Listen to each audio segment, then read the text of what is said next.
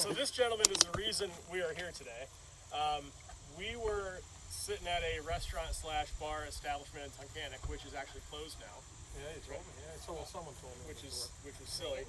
And me, Banks, and Josh and Dan got together, and it started out with we were going to redesign the website because next year, 2021 or 22 is the 20th anniversary of us starting the website in August. And Dan's like, he was actually his idea. He's kind of good with computers, and he said, I want to redo the website. Can I take it under, myself and do it? Yeah, if you want to do it, go for it.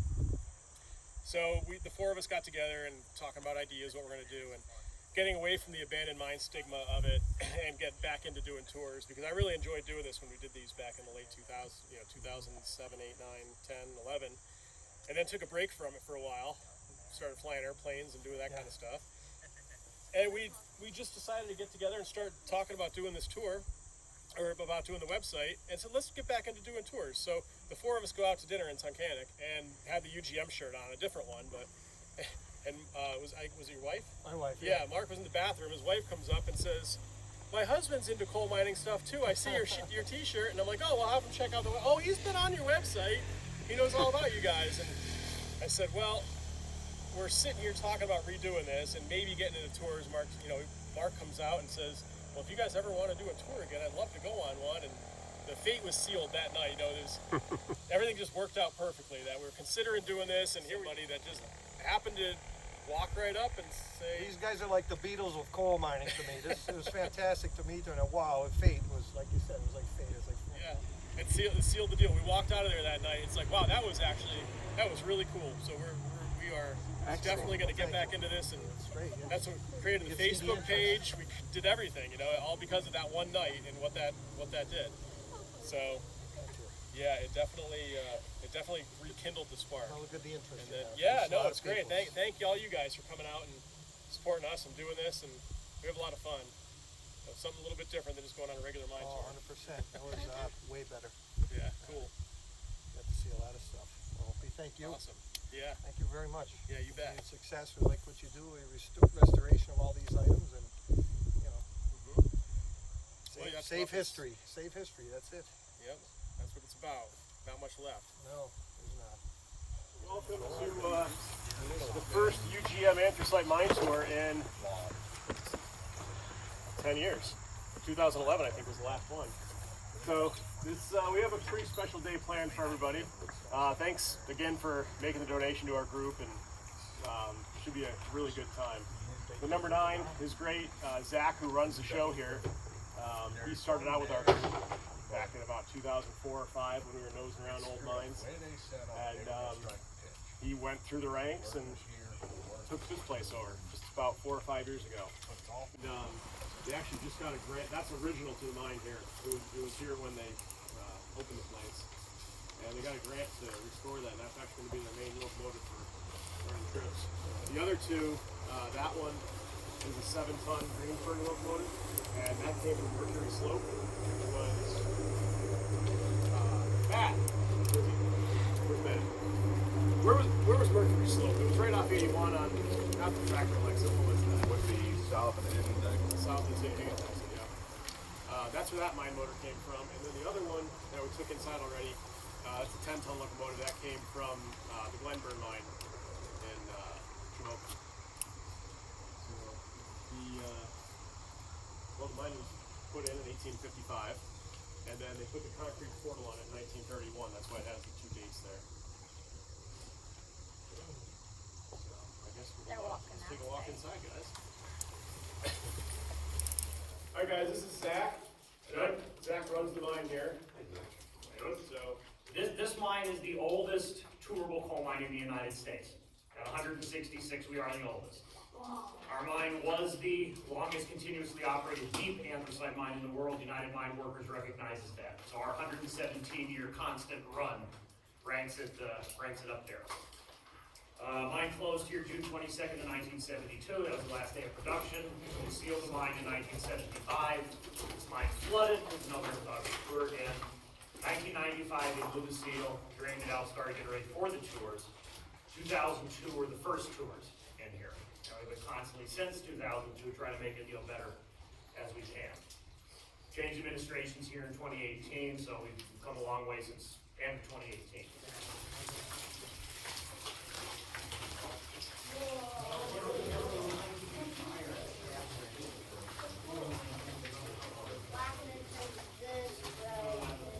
Tunnel's actually driven a slight upgrade for the water to flow out, well, for two reasons. One, for the water to flow out, and then two, for the look, it makes it easier to load both loading cars out. It's a slight downgrade, and then, you know, the empties pulling back in isn't such a big deal. But this ditch, when we were originally working down here in 2007, 8, 9, and then what did you think it was? 18. Over 18. So this ditch was full of this muck that's on the side here. It was full right up to the ties. And the water was running over the rail, and it was running all over everything, and made a mess, and the track was starting to try to slide in the ditch. But that was Zach's favorite project. He stood in this ditch for about 1,000 feet, big in mud. That's right. Then over the mud boots and everything, right? Yeah. But it makes it a lot better for the road and for walking and everything else. There's a pretty good spot up ahead where the roof of the mine drips a little bit, so we'll stop there and chat for about 45 minutes. So yeah, we'll try to make it quick through that spot.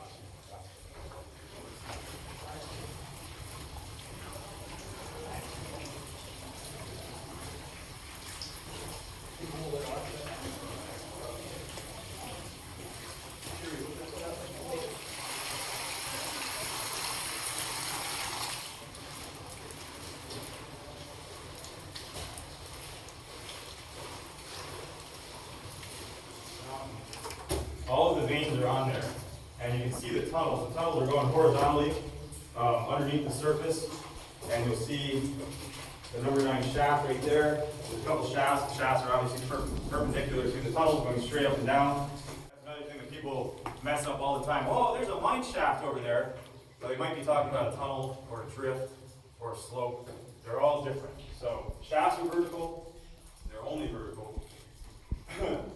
But if you follow the vein, the tunnels go right through the vein. We're at one of the veins here. We're at the Orchard vein, and we're on the water level tunnel, which is the first one below the surface on that map. And I'll kind of walk around. I know this gets fairly confusing. Right there, water level tunnel at the Orchard vein, and just like it is on the map, we're going through the tunnel. We're hitting the Orchard vein, and as you look, you'll see the pitch of it. You can see the pitch of it on your map. The veins around in the anthracite do not lie flat in general. Up in the Strand-Wilkes-Barre area, they did in the basin of the valley, and some small areas down here, but in general, they lie on a really heavy pitch like this. And number 9 is going to be the most extreme pitch you'd see in a tour mine. This is, what is it, Zach? 85? About that, yeah. This is a true straight pitch here. True straight pitch. And straight is what they call it. It means nothing with the vein being, in terms of like straight as an arrow. It's just straight because it's vertical. That's just how the anthracite is. It's called straight pitch. So instead of flat pitch, you like flat like that. So from here, from this level, the easiest way to mine is going to be to go straight up. And generally you run gangways off of your rock tunnels into the veins.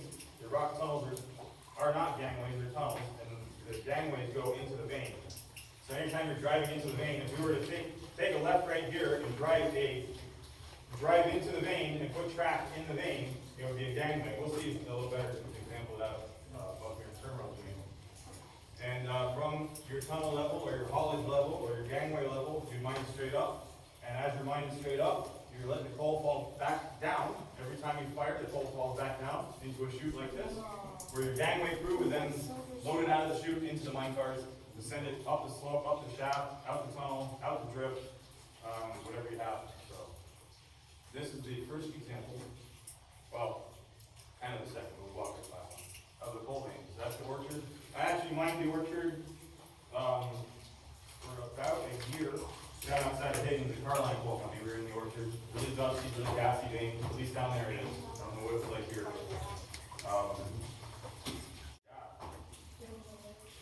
Yeah. Any questions on how the veins lie? You guys all understand that on your map and stuff? How do you see it here? And then the actual good guy.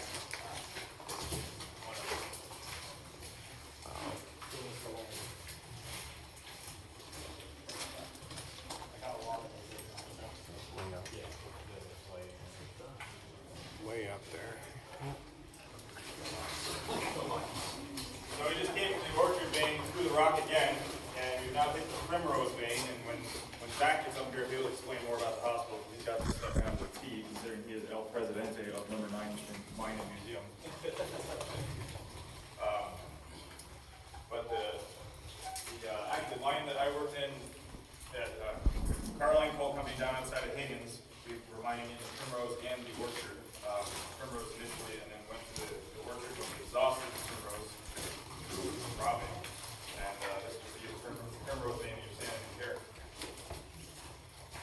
Hey Zach, Yo. you want to talk about the hospital a little bit? Why it's here? What Yeah, no, I can. I can give that. Just give that proportion to the regular tour. It sums it all up pretty fast. All right. My usual spot. That's right. That's about what it is. All right, now, the way I usually talk about this in our normal tour, just to kind of sum it all up, I usually do it in 3 different years. We start off in the 19th century. Now again, this mine opened in 1855. Now, in that portion of the 19th century, so you're right around the Civil War to just after. So I always talk about 1870. It's a decent enough year in the 19th century. So, all right, so if you're in order of a shoot, it's 1870. You're 2-3 hours into a shift. All right, so you're putting coal out, you're putting timber in, you're doing all your day-to-day maintenance, your routine up there, getting the coal ready to go, and you get hurt. All right, say you fell. You cut your hand pretty severely, you have broken your leg, you're banged up pretty good. Your laborer working with you, now he's going to perhaps tear a piece of your shirt off to bandage your wound, best he can. He's going to give you some water from your canteen if it's handy.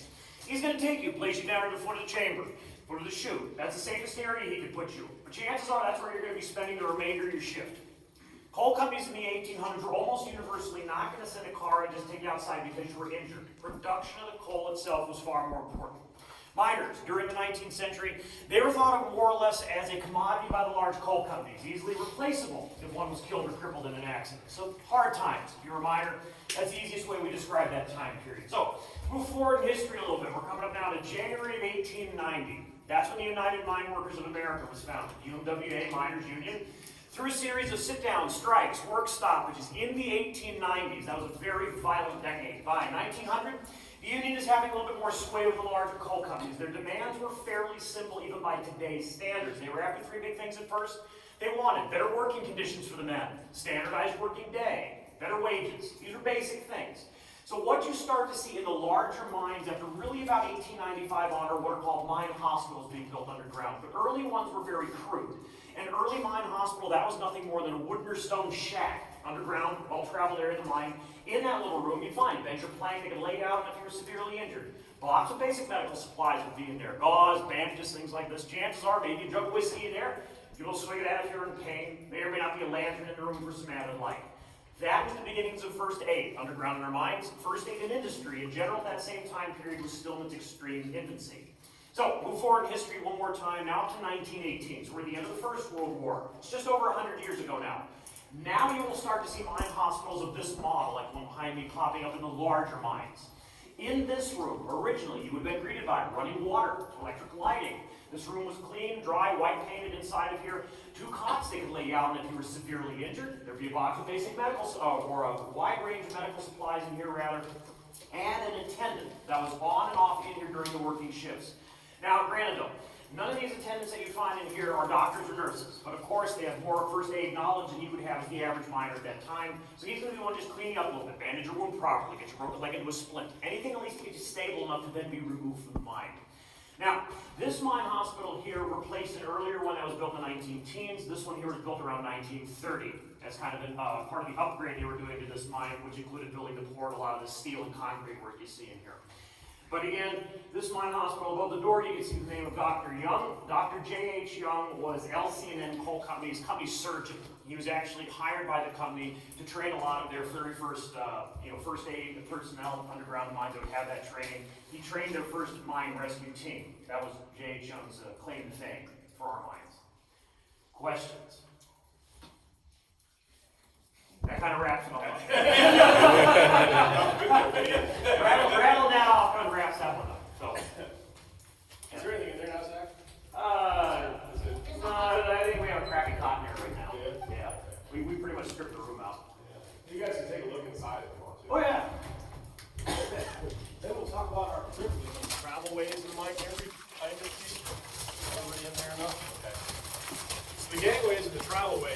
Yeah, the locomotives and the coal cars would travel through. This is an older one. Obviously, you can't get through here anymore with any kind of rail service because of the building that was built here. But back in the day, the building wouldn't have been here. There would have been a turnout. The cars would have came in. The coal chutes would have went up, and this would have went for. You know how far the gangway went? A mile? Couple miles? No, these, Couple hundred feet? no, yeah, it's a couple thousand feet. Most of these here is 3,000-4,000 feet either way, east-west. Because then, yeah, because you don't want to pull all the coal all the way, travel underground, and then bring it back out to the portal. It's kind of inefficient that way. So once you get to a certain distance out, you drive a new tunnel out that way. So as Zach said, the gangways here go this way, perpendicular to the tunnel, a couple thousand feet. The coal chutes would go up, and now this was all collapsed. This looks like original timber, doesn't it? Yeah. We actually put all this timber in here in 2009. Yeah, 10 years ago. 11 years, 10, 11 years ago. 2009, 2010, we did this. That big pile back there used to be all the way to up here. It's filled out. There's a coal chute right there that goes up quite a ways. And then all this debris, because all the timber rots out over time, and then all the debris falls down the chute and fills up the gangway. So when we did this, we had a huge coal car, which is now, sorry, I'm trying to roll it in your face. It's down at the end of the tunnel here, but we brought that coal car, that came from the B&M tunnel, down by, where is that? It's Bear Valley. Yeah, it's Bear Valley. Bear Valley. That's where actually the 3 man-trip cars outside came from as well. So anyway, we put the coal car back here on the track, and we brought in a chain conveyor, which is, they call it a jalopy up north too. But it's a big machine that has a V-shaped bucket on it, and that bucket comes down, and then there's sections you can add to it. And there's a chain that goes over the top, around underneath it, and then comes back like a conveyor belt, but it's not a conveyor belt, it's a chain with like these flights on it. And you sit here and shovel the stuff onto it, and then it would be running the whole time, and the chains, the flights, like little scrapers, would move along and move the stuff up and dump into the car. And then we had the motor operator that would move the car ahead as the car was getting full. And then when things got full, it'd take it outside. And it was supposed to be a side dump car, and it didn't really dump very well, so we're jacking it up with jacks and tipping it over and pulling the stuff out with the excavator. This is your typical, this would be a typical gangway setup though in the anthracite. Even the active mines these days, this is what you'd be looking at in your main haulaway. It would basically look just like this with the timber. This is a post and bar set. This is post and bar timbering, and what I mean by post and bar is you have your post here, which is your leg, it's also called the leg, and you have a collar across the top, that would be the bar. And this is designed for roof and rib support. And when I say roof, it sounds kind of odd because I'm looking over here, but this is technically your roof. Because of the pitch of the vein, the roof is the rock. Your top rock is just turned up vertically. So this is your roof support, is the posts, and anything that falls into them is stuck. See how they're notched into the collars? They're stuck there. So that holds your roof, and then the bars up above, they hold your rib, your high rib, as it were. And your high rib is going to be your vein of coal going across above you. So you always want to keep your vein of coal locked in tight with timber so they can't move. It can't start running and have a little bit drop and then start taking off above you, and then you run into problems. You got to keep your timber tight with your coal. See, post and bar, these are called sprags actually between the timber sets to kind of hold everything together, especially when you're blasting. If you can imagine if this was a face of coal here and you were going to drill a bunch of holes into it and set off your shots, you don't want your last set of timber to be blown backwards into the timber behind it. So you set your sprags between them to lock it all in place. Up above we have laggings. These are called laggings that are up above the bars and holding the high rib up. And your boards to line it off so nothing comes down through it. A little different than the sets in some areas of, just depending on what you got, what you're doing, the conditions of the mine. You'd have a 3-piece set, which is nothing more than a post and bar with another post. It would have 2 legs and then the collar on top. It's kind of like if you're going in Pioneer Tunnel tour mine. Yeah, if you've ever been to Pioneer Tunnel. That's all 3-piece sets as you go in there. And that's how this place was, as Zach said before, all the steel sets all got put in. And it was, he mentioned, I think some of you guys might have been farther back, you might not have heard, but when we came through the tunnel, there was concrete walls on either side for a lot of it. It wasn't just rock. So that's because it's just all, what is it? It's glacial chills, it's sand, and small rocks from the surface. But originally, they had these timbers lined skin to skin. There was that many of them in there just to hold all the debris back. Yeah. Yeah. What else is here? Yeah, you got your bottom rock over there, top rock over here. The bottom's good enough here, you don't have to hold it. Sometimes you get into bad bottom situations as well, and you have to either put punch props, or if you're on the gangway and you can't have punch props, have to put an actual three-piece set in, or put roof bolts in. The bolts on the other side, there's some of them over there. Yeah. If anybody wants to come in here, you can see how the bottom rock the fish is, the top rock, you can see the coal vein up here. Yeah, so that's the chute. You can kind of see the little hole there in the chute. Yep. And then all this debris, all these chunks of coal broke off over the years that fell down, and those couple little colliery props are still holding it.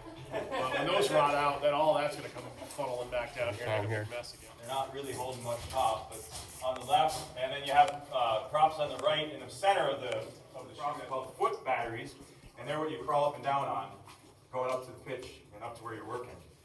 And that's kind of, this was actually the old escape way for the mine, but they ended up having to drive a new one. And Does that come out in the playground? what's that? Or does that come out in the, are we like underneath the playground somewhere, or? This is up on the side of the hill, I believe beyond the playground. Okay, Up alright. there, yeah. I've been all the way out this, it actually went shut years ago. Okay. But I've been all the way out this, we did a bunch of work up there, and pop out in the woods up there on the side of the hill up above Lansford, and look around, and then go back down the rabbit hole.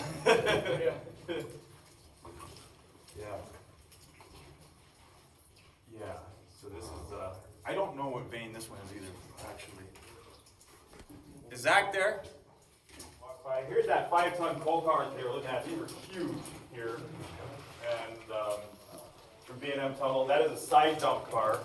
And you can kind of see how you can kind of see the workings of it.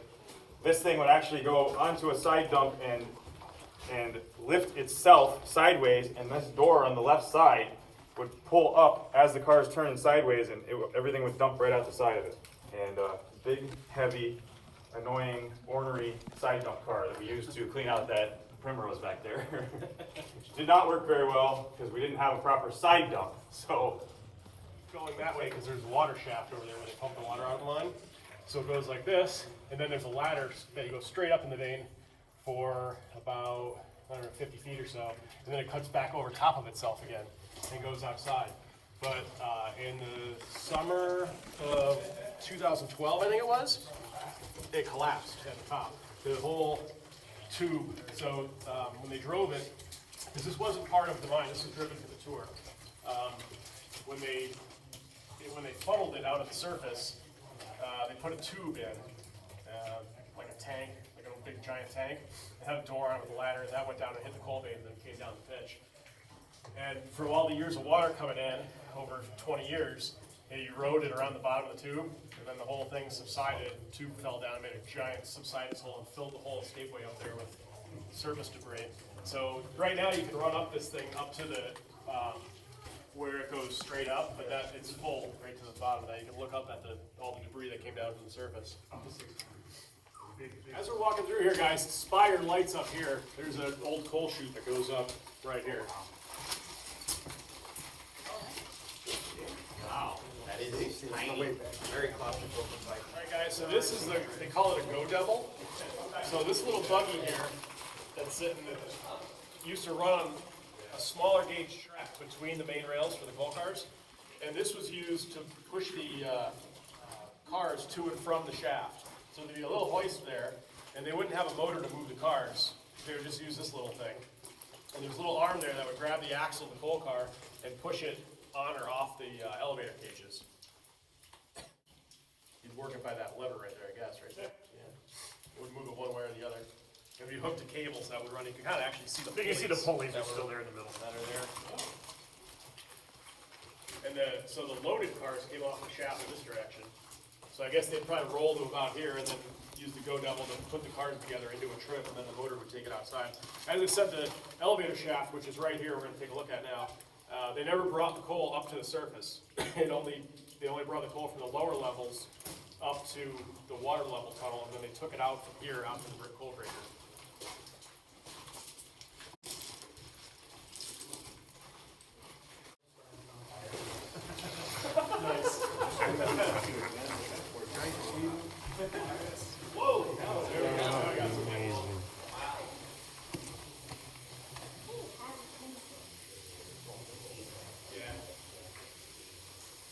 I'm a miner.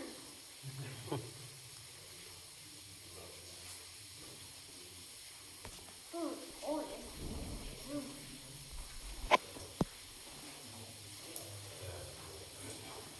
Yeah, so this is the elevator shaft. This one, over 715 feet deep. And we are 190 feet from the surface right here. The next level down is 200 feet below us. What? I'm sorry, the next level down is 150 feet below us. Technicalities anyway. Yeah, why don't you talk about that? Okay, you want me to talk about the shaft?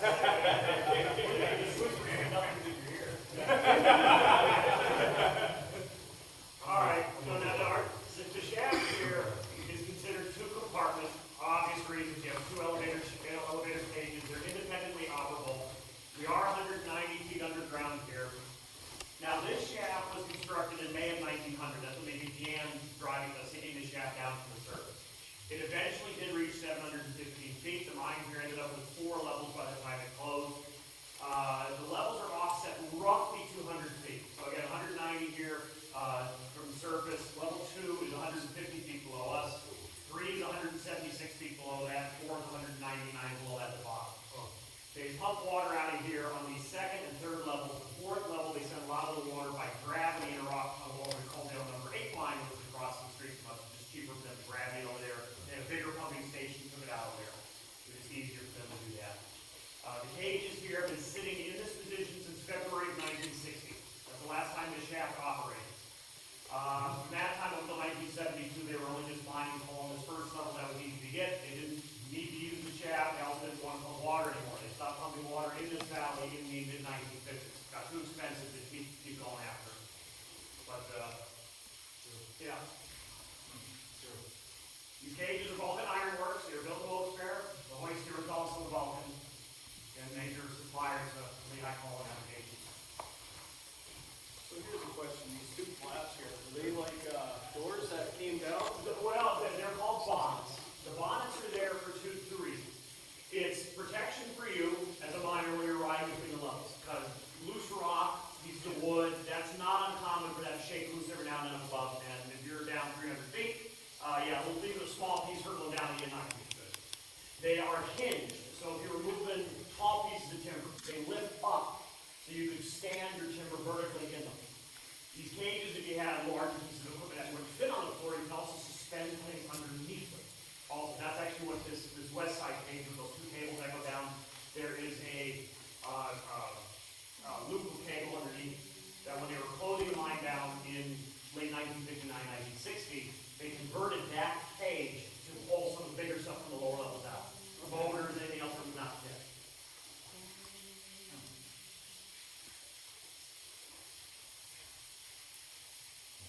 Well, are we going down? But hey, level 2 is accessible. Very long walk. 3 and 4 of them, they have been flooded for many, many years. Water level here is 180 feet below us, 30 feet below the second level, where the pool is now. It's static there, though. You're going to hear a little bit the tour come in. The mine train echoes down the rock pretty good. And we've been down the second level a couple times when they were running tours. And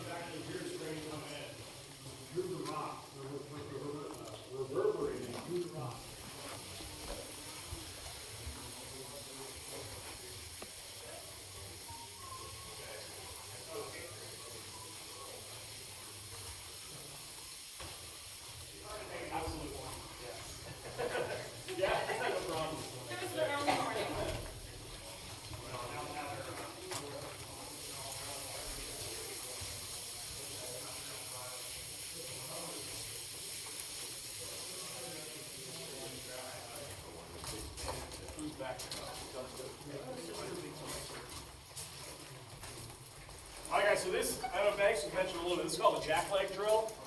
And when I was working at Brownie's mine, most of the stuff I was doing was rock drilling. For the first year there, I was working the Skidmore vein, robbing some coal out. But then after that, we were drilling rock holes to access the different splits of the Mammoth vein there. So we originally drove, the way, if you look at your cross section, how the veins pitch up like this, the gangway, the travelway is down here. And then up above, there's what's called the monkey, which is the return for the air. So the fan would suck the air out through that. So the first thing we did was we drove a rock tunnel to connect up at the monkey level into all the different splits of the Mammoth vein. And after we worked there for a little bit, he basically set me, Banks, and Mike A free drilling this tunnel. And he said, run this thing in until you hit the vein, and we did. And then we ran until we hit the next one, and we ran until we hit the next one. And we kind of did it like you did old school. You didn't really engineer much. You take your two safety lights, and you line them up. You hold one in the center of the tunnel, you go out a little bit farther, and you hold another one up, and you sight back at them, and put a mark on the face of the tunnel, and that's the center, and you keep going. That generally works in theory, but we didn't name it the Banana Tunnel for nothing. That's so the tunnel is actually called the Banana Tunnel. And so that was the first thing we drove, was that nice straight tunnel. And then we drove rock holes up into the vein. So, you know, the slope goes outside, and then the veins are all pitched like this, and then there's the tunnel connecting them all. So instead of driving a new gangway in the bottom of the Mammoth split, the other thing about that, the coal was, what was the bottom split, 20 feet thick there? Yeah, the coal was about 20 feet thick. So to drive a travelway across that, like the Skidmore or the Primrose vein was right back here, there would be a lot of timber. You know, you'd either have to just take a section out of it, and it would be driving a gangway in a wide vein like that is kind of tough. So instead of doing that, we drove rock holes from the previous vein. So we would have went, if we were like at the, back there in the Primrose, looking up that hole, we would have drilled this way to go back and get the coal out of the previous vein before it. So we were using a drill like this and drilling holes up at an angle, and the tunnel was about 6 feet square, more or less. And you drill a series of holes, about 20 holes. You're like a cross pattern in the center, and then a perimeter pattern, and a couple extra ones on the side, and use your different timers to blow that out. But a drill that you use like this is nice because, for the most part, it's nice because you have two controls. You have a throttle over here that controls the hammer speed. You got a water line coming in because the drill bit's hollow, and rock dust is worse for you than coal dust. You got a water line coming in. The water goes. It's good and bad at the same time because the water goes in through the center of the bit and then comes out at the face while you're drilling in the hole. But it's got to come back out somewhere, and it's under pretty good pressure. So where do you think it's going to come out? Right back at your face. You get soaked doing this, but you're not eating the dust, which is nice. So you have, like I said, you have two controls. You have a twist control that controls the leg. So this thing is actually pneumatic. It's like 3 pistons inside there. So this supports the drill, because this thing probably weighs about 75, 80, 85 pounds. So they're heavy, you know, and rock work is hard work. So the leg, you control like a motorcycle throttle, and that brings the hammer up and kind of balances it. Once you get the thing running, you can run this thing with one hand, and it'll run itself right in. For the middle holes, it works pretty good. For your bottom holes, you pretty much have to lay the thing on the ground and work the drill with your body weight, and you got to hold it up. Because if you don't let it drill straight, it'll bend the bit, or it'll make a wonky hole. The top holes are kind of the same. A little bit more of a pain in the neck, because if you get too much angle on it, and you give it a little bit too much throttle, it'll smash your hand into the roof. So, but I always like doing the rock work. That was kind of neat. You're developing the mine. You're not just bringing coal out and running it outside. You're actually advancing the mine, making something new. That was always kind of fun. And there's something said about setting out 40 sticks of dynamite.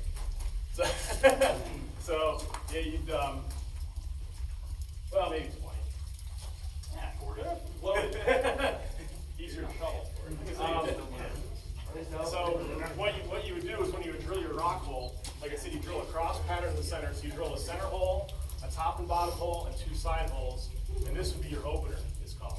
The center hole you leave empty, and then these 2 holes and these 2 holes, you put your 1 and 2 timers. So the timer,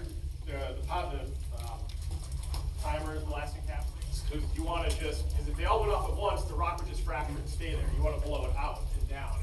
So you'd have your timers in the center to go, and then you'd have your holes out here to go, and you'd have your outer perimeter holes to go last, or the bottom or the top or whatever to lift it out.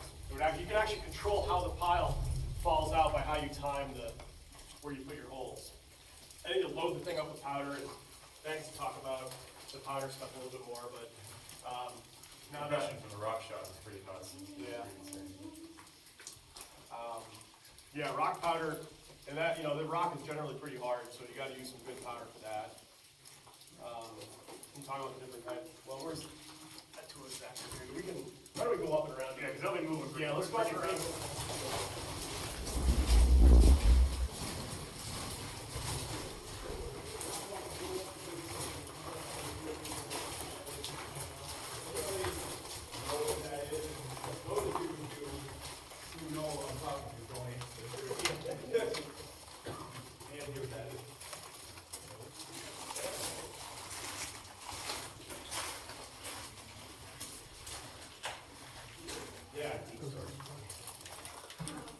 Very special tool that a young man like you would be using down here all the time. 100 years ago, you know what it was. So this is called a sprag. This is a brake for the mine car. This is how you stop a car from rolling. So a long time ago, see, these cars don't have, mine cars don't have brakes on them. Okay? So back in the day, after you graduated from Norway, you did a good job, didn't think you didn't get squished by the train, you graduated into a mule driver. Okay, so now you'd be pulling the mule, well, not pulling the mule, hopefully directing the mule to pull the mine cars up to the shaft or out the gangway or out the tunnel, wherever you had to go. These would be screwed about the tunnel, but you'd always carry one of these with you for a couple of reasons. One, because the mine cars could get away, and the coal company valued the mule more than they valued you. And if the mule got ran over by the coal car, guess who has to buy the new mule? Your daddy. Because you can't afford it that. So, the boy was also taught to carry the sprag with him, because between the mule and some people used to beat the mule to get him to pull the car faster or whatever. Yeah, that's right. They're stubborn. That's what you want to have that time. Well, you're always taught that when you're walking past the mule, you carry the sprag sideways with you, like this. Because if that mule, if you made him mad, he'd know, he'd squish you between his body and the rib. And you're not getting out. But if you have the sprag here, you're a skinny little dude, so this would bump up against the rib, it would poke him in the side, he'd be like, ah! And he'd give up, and he'd walk it away. You'd always carry the sprag, but how it would stop the mine car is if this got rolling down the track, You would set it in front of the wheel. not just in front of the wheel, you'd actually stick it in the spoke of the mine car we're on. You're gonna roll around and jam up against the frame of the car and stop that wheel and slow the car down. But see, these aren't very thick, so sometimes if you have a thin one, it can actually go right through the wheel, and then your arm's in there. Or you can miss, you get run over by the car. All these accidents that can happen back in the day. I think we have a video, I think it's on YouTube, of us spragging the car. Spragging games. Spragging games. This is nice Saturday night. Get the car pushing as fast as you could, then roll alongside and sprag it. The level we're on now, that they're on now, is extremely wet. It's at the point now where the cost of pumping water is getting higher than what we can make in a bowl. So we're moving on, and I just thought of this. We're going on to put a slope down over in Hexersville, and the slope, the average vein thickness over there at the new mine is going to be about this size. As per the map, hopefully it stays like that in the winter, which probably will. Yeah. But Matt was walking through and he said, I like this. I said, yeah, little timber now. In some ways it's a lot easier, in other ways maybe not so much. You wanna talk about drilling coal and long hole and all that fun stuff? So if this was the main gangway, that you guys just walked through, this is actually kind of typical for a bootleg anthracite mine, or the independent anthracite mine. And you have a narrow track going through here, and like Chris was saying earlier, you hand push the mine car through to the slope and then dump it in the slope car and outside. Now from here, you're gonna mine up, back towards the surface again. Like I said, you're drilling up, you're mining towards the surface so the coal all falls back down into your chutes and then you can load it into the mine cars.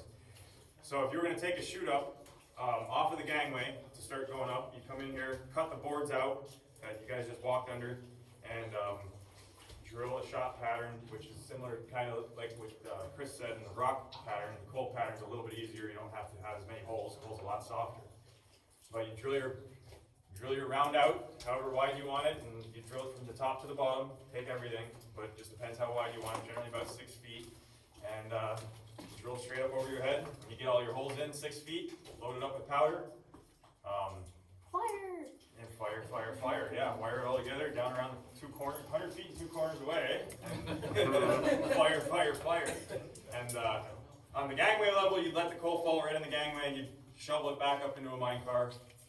If you're lucky enough to have a mucker, you could use the mucker, but generally you're shoveling. And once you drive it up so far that you can get a chute built, then your coal will fall in the chute and you can load it out of the chute into the mine car. It makes it a lot easier. Once you get up, say 60 feet, depending on how big of a pillar you want, you're gonna have to run a monkey heading. So a monkey heading, which Chris kind of mentioned, is basically the same as your gangway, save for there's gonna be no rails in it. It's just a heading directly above us. If there was a monkey heading, you'd drive straight up here, say 60 feet, and drive another heading, just like this one, just up above, just 60 feet higher.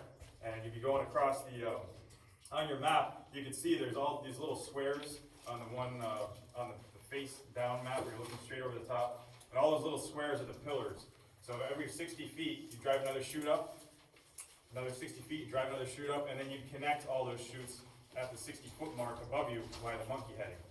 So it makes like a big grid pattern underground. You just keep going up from monkey heading, you get to your minor headings. For whatever reason, they changed it from monkey to minor headings. You have your first minor heading, your second minor heading, your third minor heading, going all the way up to the surface, however many minor headings you get going all the way to the surface.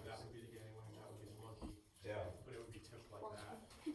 Yeah. So even though it's drawn flat on the flat paper, it's actually tipped up. Mm-hmm. Yeah, so that's where your development mining is made. You get all your chutes in. Say you have a gangway that's 1,000 feet long.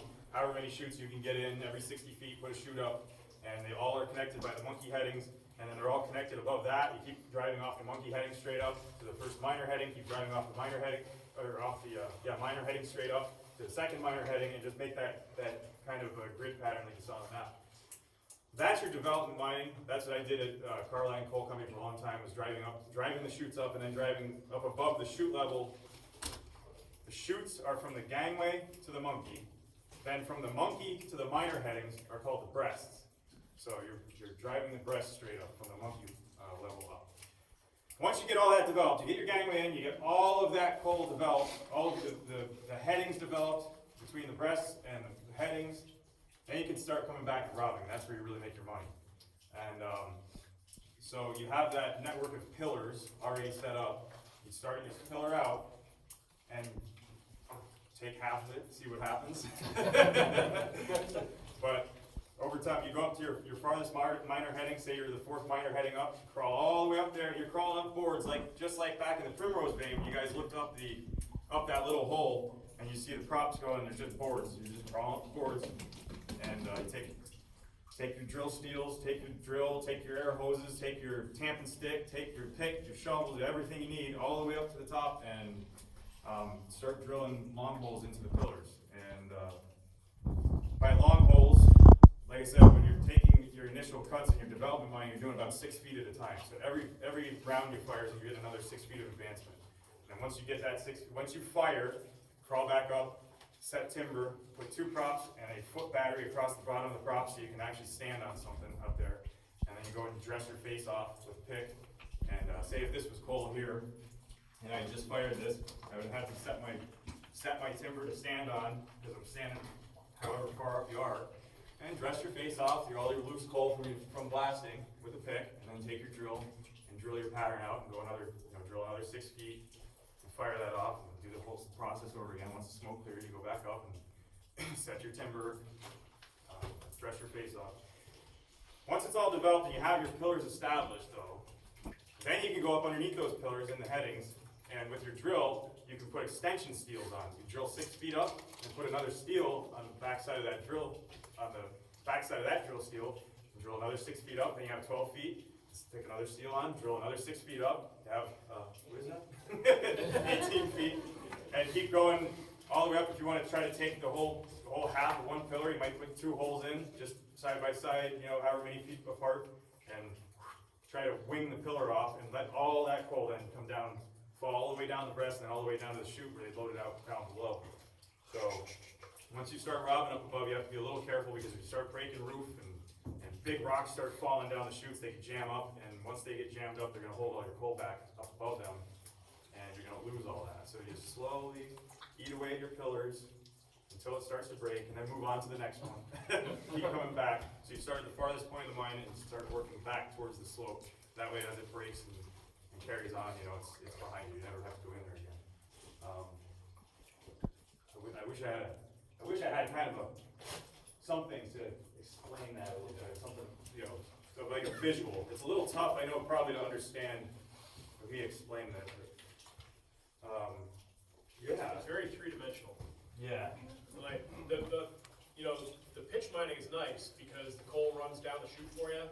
The downside of it is all the supplies you gotta take up to make it safe. You know, timber, back in the Skidmore, around at the mine we were working at was, you know, it's like 8 feet thick. So that means you gotta take 10-foot props up there and cut them to size up in the chute. And, you know, you're talking 6-8 inch props, you know, they're pretty heavy to get them up there. We had a little timber winch in the one chute that ran off a coal drill. That was kind of nice. It was like a little winch, you hook the coal drill up to it, and it would pull the timber up, but that only got it up to the monkey head, and he had to pass the thing up the coal chute and set it, and drop it down the chute, and it goes sailing down, taking out other props and put batteries, and yeah, messing up, drag it all back up again. You don't do that, yeah. I think the last breast I took up out of Carline Coal Company was around 175 feet up off of the monkey level. And so you're up there. You're crawling way up there every morning, and you're up there dressing off. You got big slips of coal. There was 6 feet thick usually in the orchard vein, and you know, you're just standing on boards looking down. Old school stuff. When you're down. Yeah, man, don't fall. Don't drop your head down. This buggy that you'd see in a called bootleg anthracite mine or independent mine. This one, I don't think it was used much of a pitch mine. It's pretty thin steel, and when it's working with the coal chutes, you know, big lumps of coal come down, rocks come down sometimes. It really beats up the side of the car. But yeah, this is all you'd have to push. This one actually has a foot plate here that's bent up, but you get the thing pushing down the track, and you can stand up over and ride the thing out for a while to get moving pretty good. But they're actually not too bad to push. Generally, the wheels have good bearings in them, and you get it loaded with a ton of coal. No, that's what Bryce holds, right? It's a ton of coal or whatever. And you push it down the track for a couple hundred feet till you get to the slope, and it gets to the dump, and it just goes over center and dumps. The end door opens up. Usually it has a little bar that sticks out, and then the bar hits part of the dump mechanism, and it just dumps into the gun mode, and it goes back outside. And then you stand on the end and bring it back over center and push it back to your coal chutes again. I don't know where this one came from. Is Zach here? Yeah, I have no idea You where don't I'm know going. either? No, okay. Like I said, it's not. It almost looks like somebody made it as a repo or something. It's really thin steel. I don't know. Another interesting thing here, actually, I don't know if you guys have noticed these. They're around, there's one there. Those are called roof bolts, and roof bolts are just extra roof support where you can't get timber in, like props and stuff. Like here, obviously there's these vine cars moving through here like crazy. You can't have props in the middle of the track to try to hold anything, so drill holes in that jackleg drill straight up in the roof. Depending on how bad the roof is or what your conditions are, they can be 4-foot bolts, 6-foot bolts, 8-foot bolts, 12-foot bolts, and it's a steel bar that goes through that plate. These are separate. That's a steel bar, the head of it, that goes through a plate, and it goes up into the hole, and it has a mechanical head on it that when you turn the nut on the end of the bar, the head actually expands in the hole and locks it. It grabs the rock around it and locks it in. And the theory is that it grabs the good solid rock up above something that could potentially be loose and fall. So something right here. So the concern was, say, this little section of rock that these are in. Yeah, right? actually, this one's a good example here, Banks, because this one there's a crack that goes across. Yeah, there you go. See the crack here? If you're concerned that that crack might eventually let go and this piece of rock come down from, say, there or wherever, say that's 18 inches, of rock, you might put a 4-foot bolt in there just to hold it into the solid rock up above it. So that's what those are. Loop bolts around.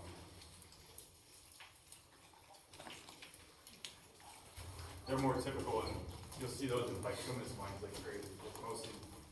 Mostly with the bituminous miners they just bolt everything. There is no real timber work in bituminous mines these days. That's all anthracite stuff. And then the anthracite eventually had to adapt a little bit. That's a good way of doing it. Some places actually put nets under them too.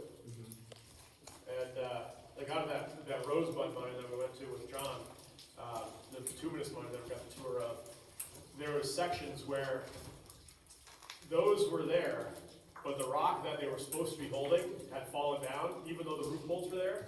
And they call them chandeliers because the bolts are all still there with the plates on them. They're just hanging throughout the mine. The rock, and a lot of that sedimentary rock out in western Pennsylvania stuff is just so shelly and friable and cracked up and stuff. It just literally will fall out in little chunks all around the bolts. It's crazy. So then they'll put like wire mesh between them, put the bolts right through the wire mesh and the plates under the mesh, and then it helps to hold everything. A good example of that actually is if you're going down a highway, really anywhere, and you go through a good rock cut where the rock wasn't as stable, you'll see they're not the same bolts, but that's what they are. They're bolts holding mesh and holding the structure of the rock cut there alongside the highways. Cool. We're going to walk past the mine train here, going towards the van shaft. So we talk about the mine train for a second. I said the motor came from Mercury Slope. All three buggies came from the V&M tunnel. And the first two of them, number 9 got when V&M tunnel closed in the, is Matt here? Matt's somewhere. When did V&M close? Do you know, was it in the early 90s? Do you have any? I believe so, yeah. Yeah. So they closed in the early 90s, and all this equipment was just sitting around, and they sold it off. Actually, when you drove here, if you came from Tamaqua, right before you turned onto, Dock Street, there's a couple of pieces of mine equipment right there on the side of the street. There's a mine motor, an explosives car, and 2 other things there. I think that they came from B&M Tunnel as well. B&M Tunnel was 36-inch gauge, so they had to rebuild the axles and bearings for these cars to make them 42. The last car, it still sat at B&M. For whatever reason, number 9 didn't think they needed it, so it was still there. And we talked to the landowners, they actually donated it to us. And that thing lived at my dad's house from 2004 or 5 until about 2008 or 9. And we used to have a tool shed. We used to put all our stuff in it, but it was 36-inch gauge, so it ran on track with all our stuff. But then number 9 was picking up, and they needed more cars, so we donated it down here, and they widened the gauge, and that's it. So it's a little bit shorter than the other 2 for some reason, but I don't know. It's kind of cool. It used to be ours, now it's here. It's heavy. So what do you think?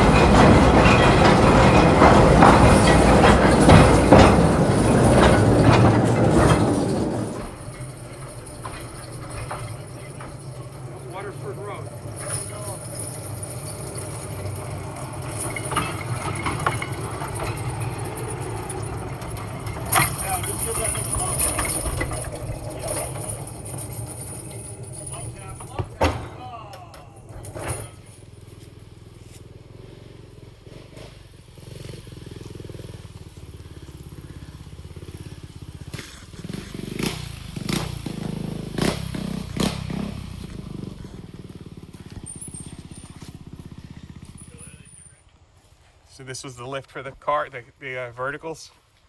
Yeah. Yeah, this is the shaft cage. Well, the motor's sat right down there in that foundation. Okay, down the hill.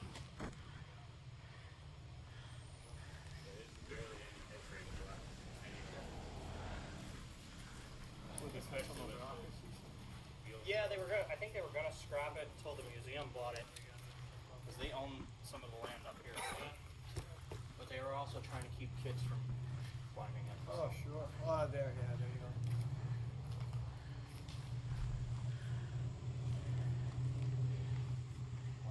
There wouldn't be any. Maybe at one time, but what would that Water open here coming be? in there. Because there was only the cable, the hoists were there. So you had the cable just up and down, but so what was done on this side, I don't figure. Didn't actually put forward.